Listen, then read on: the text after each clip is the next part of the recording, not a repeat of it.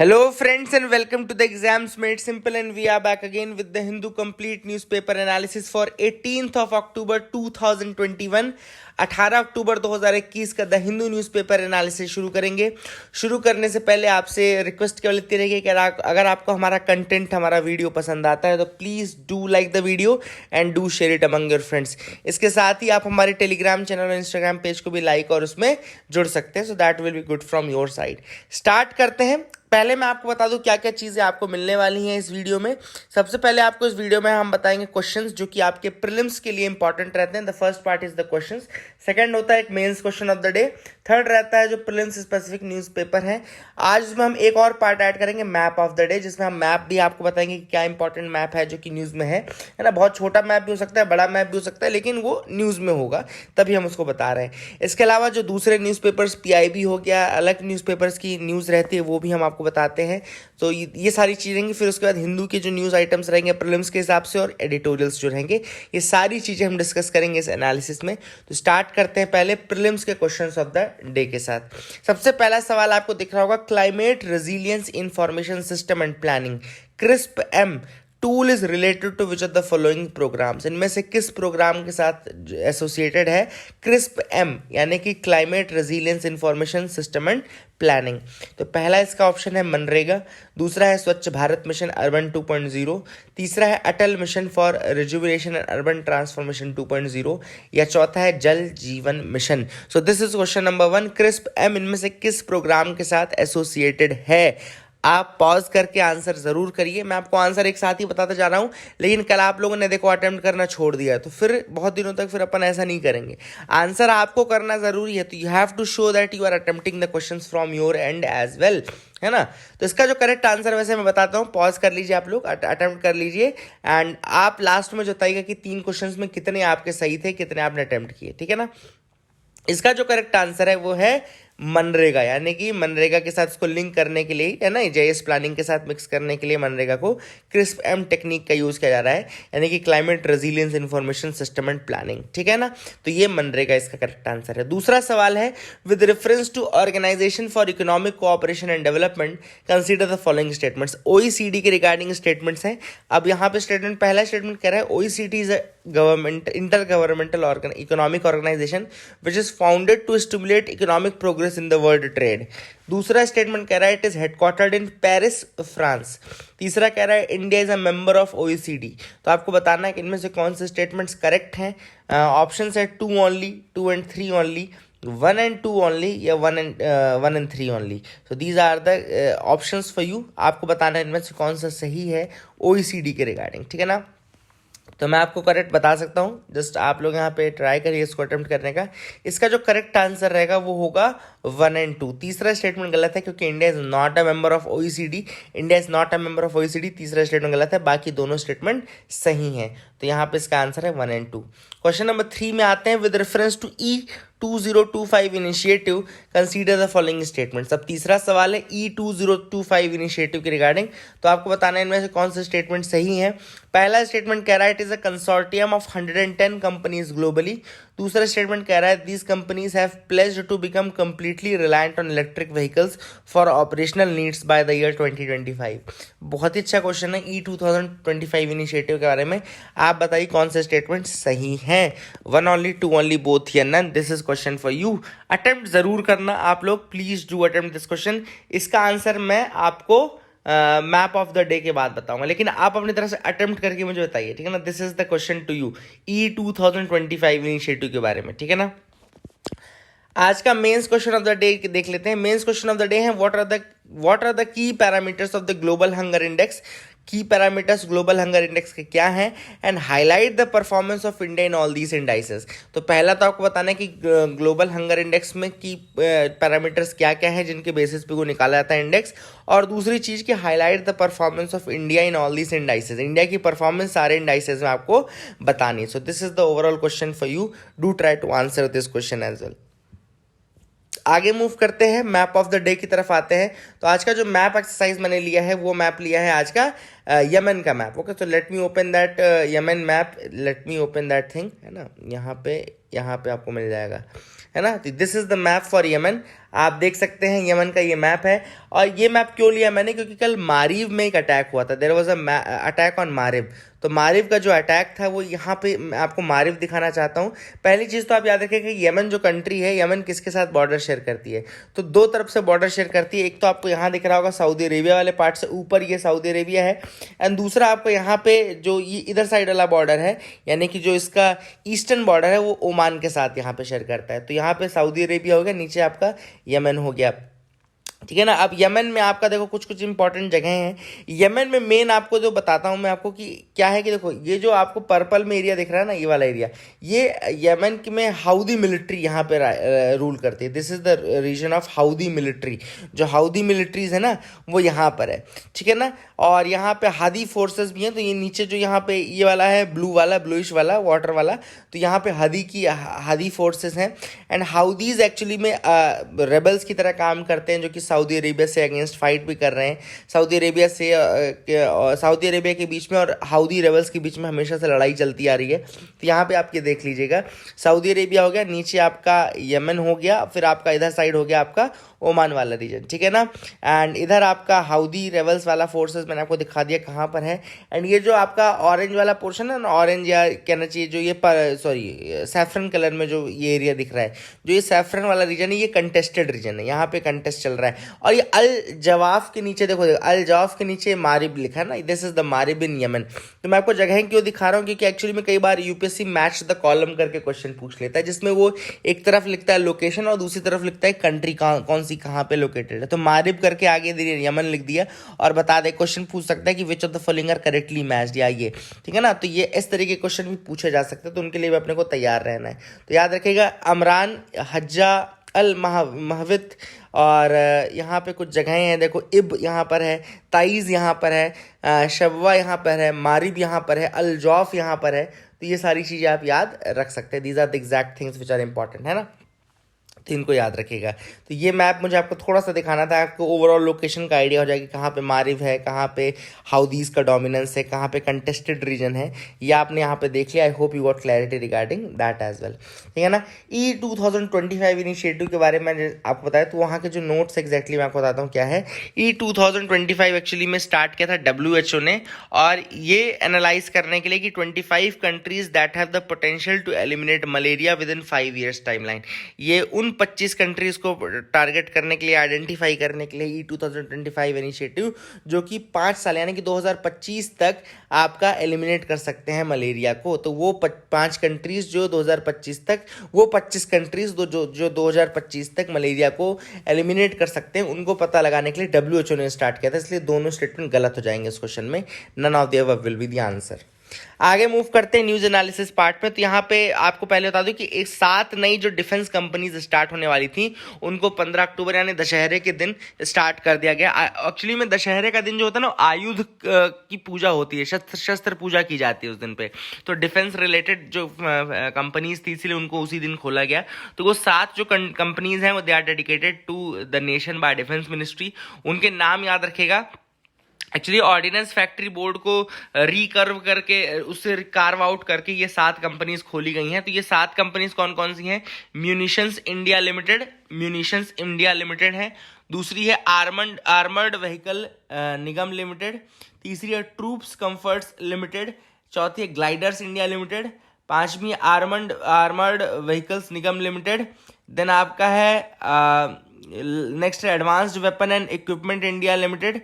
Then है India Optel limited, and last है Yantra India limited, ठीक है ना। तो ये आप याद रखिएगा। इसमें शायद आर्मर्ड व्हीकल्स मैंने 2 बार बोल दिया, इसलिए 8 लिख रही हैं, लेकिन ये साथी हैं, इनको याद रखिएगा। यंत्र इंडिया लिमिटेड और लास्ट में इंडिया ऑप्टेल लिमिटेड, ठीक है ना। तो ये 7 कंपनीज हैं। All these companies started business from 1 October 2021 and government decided to convert 200-year-old ordnance factory government department to 100% government owned corporate entities. तो ये जो 7 हैं ये 100% गवर्नमेंट ओन्ड है। ये एंटिटीज जो 7 है ना, ये 100% गवर्नमेंट ओन्ड है और ऑर्डिनेंस फैक्ट्री बोर्ड को कन्वर्ट किया गया है इन 7 में, ठीक है ना। तो ये आप याद रखिएगा। अगली जो न्यूज़ है वो है एपीजे अब्दुल कलाम प्रेरणा स्थल।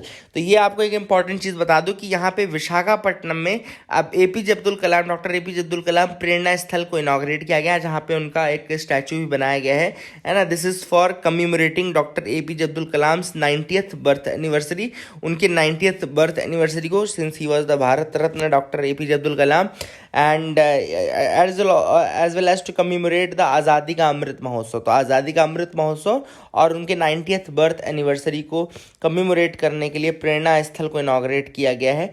प्रेरणा स्थल याद रखेगा, it is related to doctor APJ Abdul Kalam and he was related to the field of naval science, technological, मतलब इन सब फील्ड से रिलेटेड थे। तो यहाँ पर ही इससे इनका किया गया है। एंटी टैंक मिसाइल नाग का आपको पता होगा, नाग का जो पूरा डेवलपमेंट है वो डॉक्टर एपीजे अब्दुल कलाम को उसका क्रेडिट दिया जाता है। अग्नि की उड़ान, आपने उनकी किताब भी पढ़ी होगी, अग्नि की उड़ान, है ना, that's a very wonderful book. तो विशाखापट्टनम में इसको याद रखेगा, naval science and technological laboratory का जहाँ जो विशाखापट्टनम में लोकेटेड है, वहीं पर ये प्रेरणा स्थल बनाया गया है। तीसरी जो न्यूज़ है वो है लूसी स्पेसक्राफ्ट के द्वारा। मैंने आपको कल वैसे लूसी स्पेसक्राफ्ट का बताया था, फिर से आप एक बार जान लीजिए कि ट्रोजन एस्ट्रॉइड्स को स्टडी करने के लिए पहला मिशन है ये। अगर कभी स्टेटमेंट आ जाए कि it is the first space mission to study the Trojan asteroids, तो स्टेटमेंट सही होगा। इसीलिए मैंने आज भी दोबारा से ये न्यूज़ बताई कि कल कुछ जो फैक्ट्स बचे रह गए थे वो अपन आज कवर कर लेते हैं। तो नासा ने जो लॉन्च किया ना Lucy spacecraft, this is the first space mission to study the Trojan asteroids, ये आप याद रखेगा। एंड इसके अलावा याद रखेगा लूसी जो है वो 12 सालों तक काम करेगा actively. Lucy will journey for nearly 12 years which will observing the main belt asteroid and 7 Trojan asteroids. तो मेन बेल्ट एस्ट्रॉइड एंड 7 जो ट्रोजन एस्ट्रॉइड्स हैं उनको स्टडी करने के लिए ये गया है। एक्चुअली में होता क्या है, ये जो ट्रोजन एस्ट्रॉइड्स है ना, ये पहले जो प्राइमरी प्रीमॉर्डियल मटेरियल था यूनिवर्स को बनाने वाला, जो प्रीमॉर्डियल मटेरियल था उसके रेमिनेंट्स माने जाते हैं। मतलब कि ये जो ट्रोजन एस्ट्रॉइड्स है ना, इनको उनका पार्ट माना जाता है, जो प्रीमॉर्डियल मटेरियल था, जो कि एक्चुअली में जिसने प्लैनेट्स बनाया था, ये सब चीज़ें की थी। तो ये एक्चुअली में जो ये ट्रोजन एस्ट्रॉइड्स हैं, ये रेमिनेंट हैं किसके, ये रेमिनेंट है, रॉ मटेरियल्स हैं for the formation of solar systems giant planets. मतलब जाइंट प्लैनेट्स को बनाने वाला जो मटेरियल था, जाइंट प्लैनेट्स कौन कौन से हो गए, सैटर्न हो गया, जुपिटर हो गया, यूरेनस हो गया, नेपच्यून हो गया। जुपिटर, सैटर्न, यूरेनस, नेपच्यून जो हो गए, ये जाइंट प्लैनेट्स हैं। इनको बनाने के लिए एक्चुअली में जो यूज़ किया गया था, इनको बनाने के लिए जो यूज़ किया गया था ना, मतलब कि जो प्राइमरी मटेरियल यूज़ हुआ था, वो एक्चुअली में कहा जाता है कि ये ट्रोजन एस्ट्रॉइड्स उसके रेमिनेंट हैं। एंड अगर अपन ने इनको स्टडी कर लिया तो जो एंशिएंट मटेरियल थे हम उसको स्टडी कर पाएंगे। तो that is the thing which is important. I hope you got clarity. अगली जो न्यूज़ है वो है सुनील छेत्री के कारण 8th SAFF चैंपियनशिप हमने जीत ली। इंडिया ने 8th SAFF चैंपियनशिप जीत ली है।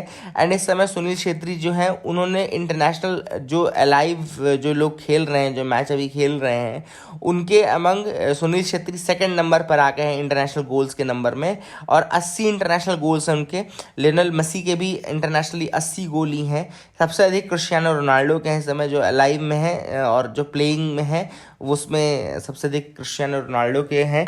उसके बाद मेसी और सुनील छेत्री के बराबर इंटरनेशनल गोल्स। तो याद रखिएगा SAFF चैंपियनशिप 8वां टाइटल है SAFF चैंपियनशिप का। इसमें हमने फाइनल में नेपाल को हराया 3-0 से, ठीक है ना, इसको याद रखिएगा। अगली जो न्यूज़ है वो है सागो, यानी कि SAGO के रिगार्डिंग। क्या है ये सागो? तो डायरेक्टर जनरल WHO के जो है ना, डायरेक्टर जनरल ऑफ WHO, उन्होंने एक advisory WHO scientific advisory group बनाया है। WHO साइंटिफिक एडवाइजरी ग्रुप बनाया है for the origins on novel pathogens. जो नए नए पैथोजेंस आते हैं ना, उनके ओरिजिन्स को पता लगाने के लिए WHO ने साइंटिफिक एडवाइजरी ग्रुप बनाया, उसी को हम सैगो बोलते हैं। यानी कि scientific advisory group for the origins on the novel pathogens. याद रखिएगा, साइंटिफिक एडवाइजरी ग्रुप और for the origins on the novel pathogens, मतलब एक ऐसा साइंटिफिक एडवाइजरी ग्रुप बनाया है WHO ने, जो कि उन बीमारियों के जो नए नए पैथोजेंस है ना, नए नए पैथोजेंस उनके द्वारा होने वाली बीमारियों के बारे में पता लगाते हैं, ठीक है ना। तो that is the thing which is important, WHO का सैगो ग्रुप, याद रखेगा। लास्ट न्यूज जो है वो इंटरनेशनल मॉनेटरी फंड की फिस्कल मॉनिटर रिपोर्ट के रिगार्डिंग है। तो याद रखिएगा, फिस्कल मॉनिटर रिपोर्ट कौन निकालता है? इंटरनेशनल मॉनेटरी फंड निकालता है फिस्कल मॉनिटर रिपोर्ट। और ये बता रही है बेसिकली ग्लोबल डेट के बारे में, और जिसमें उन्होंने बताया कि इंडिया का जो ग्लोबल डेट है वो काफ़ी ज़्यादा इंक्रीज हुआ है for the year 2020। And it is again set to increase for the year 2021। तो याद रखेगा फिस्कल मॉनिटर रिपोर्ट जो कि आईएमएफ निकालती है, उसने इंडिया के डेट की कंडीशन के ऊपर बताया कि 2016 के कंपैरिजन अगर हम 2020 में देखें तो इंडिया की डेट काफ़ी ज़्यादा इंक्रीज हुई है और 2021 में फर्दर और इंक्रीज होने वाली है। तो these are the things which you should remember from this newspaper analysis. आगे मूव करते हैं, देखते हैं और क्या इंपॉर्टेंट न्यूज़ आइटम्स हैं जिनके बारे में हमको डिस्कस करना है। तो you can move with me. अब जो हम सबसे इंपॉर्टेंट आर्टिकल्स में आएंगे वो है पहला एडिटोरियल। यहाँ पे है अलार्मिंग हंगर और स्टैटिस्टिकल आर्टिफैक्ट। अब ये यहाँ पे देखना है इस आर्टिकल के बारे में, ये आर्टिकल क्या कहता है। सबसे पहली बात ऑथर ने बोला कि एक तो इंसल्टिंग रैंकिंग इंडिया की निकाली गई। अगर हम देखें तो लास्ट ईयर की जो रैंक थी इंडिया की वो थी 94 आउट ऑफ 107 कंट्रीज। हमारी लास्ट ईयर की रैंक क्या थी? 94 आउट ऑफ 107 कंट्रीज, ठीक है ना। और इसके पहले हम 100 और 103 के बीच में रहते थे। इस बार हमारी रैंकिंग 101 आई है, 101 आउट ऑफ 109 कंट्रीज आई है। और जो GHI है ग्लोबल हंगर इंडेक्स है वो 4 कंपोनेंट्स में निकाला जाता है। 4 कंपोनेंट्स कौन कौन से होते हैं? पहला जो कंपोनेंट होता है वो अंडर नरिशमेंट का कंपोनेंट होता है, जिसमें कि जो यूज़ किया जाता है वो कैलोरीज इनटेक यूज़ किया जाता है, इन कैलोरी का इनटेक यूज़ किया जाता है उसके लिए। तो याद रखिएगा ये अंडर नरिशमेंट से रिलेटेड होता है, this is related to the undernourishment, ठीक है ना।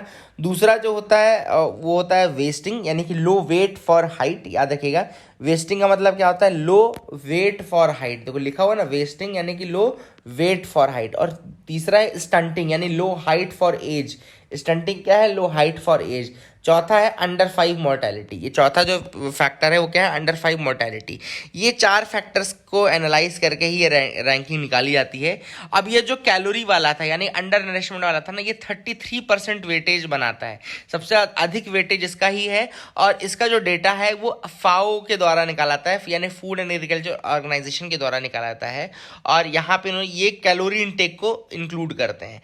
अब ऑथर ने सबसे पहले तो ये बताया कि ये जो डेटा है कैलोरी इनटेक का, ये क्यों ये डेटा सफिशिएंट नहीं है, क्यों ये डेटा गलत है। देखो क्या होता है ना, ऑथर ने यहाँ पे दोनों चीज़ों को बोला है। इंडिया को भी, जैसे जो लोग पूरी तरीके से निगलेक्ट कर रहे हैं इस रैंकिंग को, उनको भी समझाया है, और जो लोग इसको बहुत सही मान रहे हैं उनको भी समझाया है।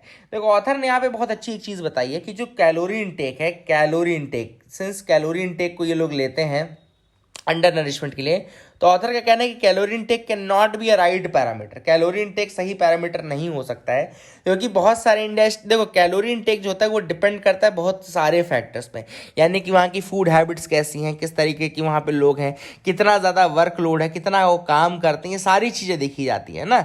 और कई लोग, जैसे कई लोग क्या होता है कि बहुत ज़्यादा एक्टिव नहीं होते हैं इन देयर डेली लाइफ, तो उनको बहुत ज़्यादा कैलोरी इनटेक की ज़रूरत नहीं है। कुछ लोग बहुत ज़्यादा एक्टिव होते हैं तो उनको कैलोरी इनटेक की ज़रूरत ज़्यादा होती है। इसलिए calorie intake can not be a right parameter. जैसे कि केरला और यहाँ के जो लोग हैं उनके पास सफिशिएंट रिसोर्सेस हैं खाने के लिए, पीने के लिए, सब कुछ है, लेकिन वहाँ का कैलोरी इनटेक थोड़ा कम रहता है, ठीक है ना। वहाँ का कैलोरी इनटेक थोड़ा कम रहता है ना, because of the work nature, because of the activities and all. लेकिन वहीं पे अगर हम बिहार और उत्तर प्रदेश का देखें, बिहार और यूपी का रीजन देखें, तो वहाँ पे जो कैलोरी इनटेक है वो और ज़्यादा है, मतलब जितना आ रहा है उससे भी ज़्यादा है। इसलिए ऑथर ने कहा है कि देखो क्या होगा कि अगर हम ग्लोबल हंगर इंडेक्स का डेटा देखते हैं, ग्लोबल हंगर इंडेक्स के डेटा में केरला की जो रैंकिंग होगी, केरला की जो रैंकिंग होगी अंडर नरिशमेंट के केस में वो बहुत कम होगी, है ना। वहीं पे बिहार का सिंस कैलोरी इनटेक ज़्यादा आ रहा होगा तो उसकी रैंकिंग अच्छी होगी। जबकि असलियत में केस उल्टा भी हो सकता है। असलियत में हो सकता है कि केरला सफिशिएंट कैलोरी ले रहा हो जितना उसको ज़रूरत हो, भले वो कमी है लेकिन केरला हो सकता है सफिशिएंट ले रहा हो, और बिहार वहीं पे भले ज़्यादा हो लेकिन हो सकता है अभी भी सफिशिएंट ना ले रहा हो, क्योंकि वहाँ पे एक्टिविटी वर्क कल्चर अलग है, type of work, nature of work अलग है। इसलिए हो सकता है वहाँ पे और ज़्यादा ज़रूरत हो कैलोरी इनटेक की और वो कम आ रही हो। तो यहाँ पे ऑथर ने इसे लिखा है कि this calorie intake can not be a good measure, calorie intake can not be a infallible measure to find out the ranking and all, है ना। कहीं जगहों पे जहाँ पे नहीं है उनको ये मैलनरिश्ड बताएगा, और कहीं जगहों पे जो एक्चुअल में मैलनरिश्ड है उनको ज़्यादा बताएगा। इसके अलावा ऑथर ने ये भी कहा है कि जो दूसरे पैरामीटर जैसे स्टंटिंग और वेस्टिंग हो गए, वो कितना, वो 16% आपका इसका बनाते हैं, वेटेज बनाते हैं। चाइल्ड वेस्टिंग जो है वो 16% वेटेज रखता है, एंड आपका 16.6% वेटेज रखता है, एंड स्टंटिंग भी आपका 6.6% वेटेज रखता है, ठीक है ना। और ये डेटा कहाँ से आता है? ये आता है WHO, UNICEF and world bank के थ्रू डेटा आता है। WHO एंड यूनिसेफ मेजर हैं जिनके थ्रू ये डेटा आता है, ठीक है ना। इसके अलावा ऑथर ने ये भी कहा है कि अंडर 5 मोर्टेलिटी रेट में इंडिया की परफॉर्मेंस बहुत अच्छी है। मतलब स्टंटिंग के केसेस, एक ऑथर ने चीज़ ज़रूर बताई है यहाँ पे कि स्टंटिंग के केस में हमारी परफॉर्मेंस बहुत ज़्यादा बुरी है। स्टंटिंग के केस में हमारी परफॉर्मेंस बहुत ज़्यादा, मतलब लो हाइट फॉर एज हमारे यहाँ बहुत बड़ी एक प्रॉब्लम है, ठीक है ना। वेस्टिंग में भी हम बहुत ज़्यादा पीछे हैं, ठीक है। अगर हम देखें वेस्टिंग में भी हमारा परफॉर्मेंस बहुत अच्छा नहीं है। द प्रॉब्लमेटिक कंपोनेंट यही सारे हैं, ठीक है ना, कि यहाँ पर जो हमारा जो वेस्टिंग और स्टंटिंग का है ना, वो बहुत ज़्यादा पुअर कंडीशन है, ठीक है ना। और इसके अलावा जो हमारा मोर्टेलिटी है वहाँ पे हम अच्छे हैं, ठीक है। जैसे यहाँ पे देखो लिखा है child stunting in India decline from 54.2% in 1998-2002 to 34.7% in 2016 to 2020। 2016 से 20 में के बीच में हमारे जो स्टंटिंग के जो परसेंटेज है वो 54% से घट करके 34% पर आ गया है। वहीं पे चाइल्ड वेस्टिंग जो है वो लगभग 17% ही रही है पूरे 2 डिकेड्स में। तो हमारे यहाँ स्टंटिंग जो है वो क्रॉनिक लेवल पे है, लॉन्ग टर्म मेजर है अंडर न्यूट्रिशन का, क्रॉनिक लेवल पे है। वहीं पे वेस्टिंग जो है वो एक्यूट शॉर्ट टर्म मेजर है, याद रखिएगा। एंड वेस्टिंग जो होती है हो सकता है वो इमीडिएट लैक ऑफ न्यूट्रिशन से भी हो सकती है। वेस्टिंग एक्चुअली में इमीडिएट भी हो सकती है, लेकिन जो स्टंटिंग होती है ना वो बहुत क्रॉनिक होती है, बहुत लॉन्ग टर्म होती है। तो ना तो वो आती बहुत कम समय में है, ना वो जाती बहुत कम समय में है। तो अगर हमको स्टंटिंग के केसेस को कम करना तो हमको बहुत लंबा समय लगेगा, पहली चीज़ तो।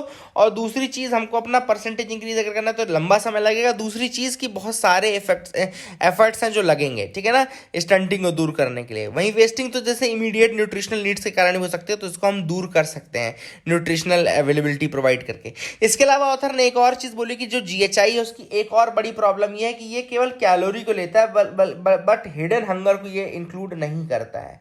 अब आप लोग के दिमाग में आ रहा होगा कि ये हिडन हंगर क्या होता है, तो मैं आपको बता दूं एक्चुअली में देखो क्या होता है। कुछ तो विटामिन मिनरल्स आपके बिल्कुल दिखने वाले हैं कि विटामिन ए आपको लेना है, विटामिन बी आपको लेना है, कुछ ऐसा ऐसा है।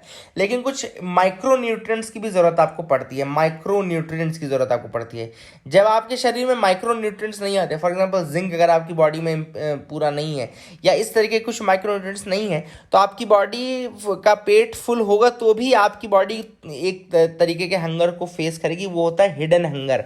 मतलब वो सामने आपको नहीं दिखेगा हंगर है, लेकिन एक्चुअली में वो माइक्रो न्यूट्रिएंट्स आपकी बॉडी में तो नहीं पहुंच रहे हैं, तो that is a kind of hidden hunger, फिर उसको बोलते हैं, ठीक है ना।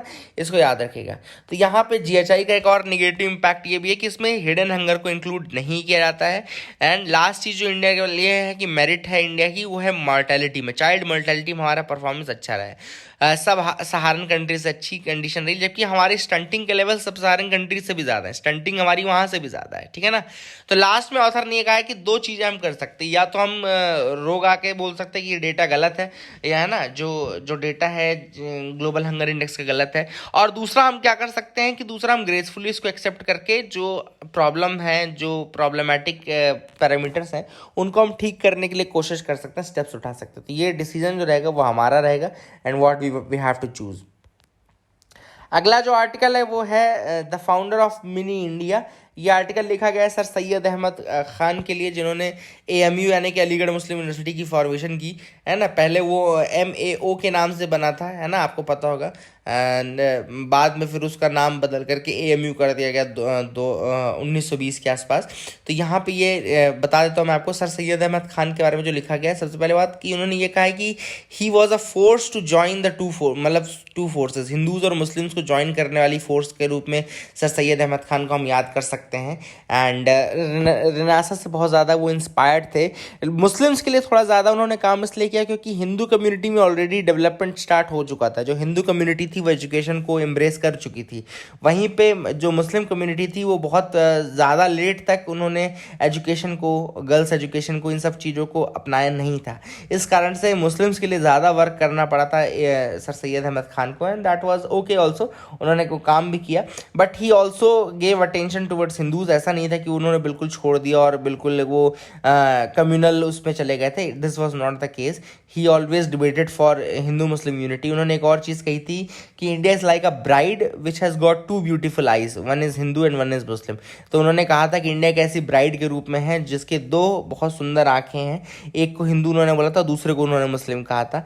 इसके अलावा कुछ और चीज़ें थी जो उन्होंने की हैं अपनी लाइफ टाइम में, जो कि शो करता है कि वो मतलब हिंदू मुस्लिम यूनिटी के उसमें थे। जैसे उनके ये जो उन्होंने मदरसा खोला गाजीपुर में, he established madrasa in Ghazipur, he elected Raja Dev Narayan Singh as the patron of the school, तो राजा देव नारायण सिंह को पैट्रन ऑफ द स्कूल उन्होंने बनाया था। Sanskrit was one of the 5 languages which was taught in this school, तो संस्कृत पढ़ाया जाता था उनके स्कूल में। फिर इसके अलावा जब वो द मैनेजिंग कमेटी बनाई इन्होंने माओ कॉलेज की, ठीक है ना, ये जब मोहम्मदन एंग्लो ओरिएंटल कॉलेज बनाया गया 1975 के आसपास बना था आई थिंक, तो इसमें उन्होंने 22 मेंबर रखे थे जो इसका जो मैनेजिंग कमेटी थी। उन 22 मेंबर्स में से 9 जो थे वो हिंदू थे। ये दिखाता है कहीं ना कहीं कि उनका मतलब इस तरीके से इंटरेक्शन काफ़ी ज़्यादा होता था और वो हिंदू मुस्लिम यूनिटी में बिलीव भी करते थे, है ना। इसके अलावा उन्होंने ये भी कहा कि sir Syed Ahmed Khan was very much incline towards the spirit of Dara Shikoh philosophy, तो दारा शिकोह की फिलोसफी की तरफ काफ़ी इंक्लाइन थे। और दारा शिकोह की फिलोसफी बोलती है to bring major communities of India together, major communities जो इंडिया की उनको टुगेदर लाया जाना चाहिए, ये दारा शिकोह बोलते थे। और यही फिलोसफी सर सैयद अहमद खान की भी थी। इसके अलावा उन्होंने एक और चीज़ है कि AMU जब इस्टेब्लिश हुआ तो उसमें Dara Shikoh centre for interfaith understanding भी शुरू किया गया।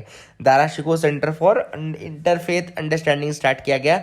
और सेक्शन 5(2)B जो AMU एक्ट है वो एम्पावर करता है यूनिवर्सिटी को to promote the study of religious civilisation and cultures of India, ठीक है ना, ये भी याद रखेगा। AMU का जो सेक्शन 5(2)B है वो AMU एक्ट का एम्पावर करता है यूनिवर्सिटी को कि ये प्रमोट कर सकता है study of religious civilisation and cultures of India.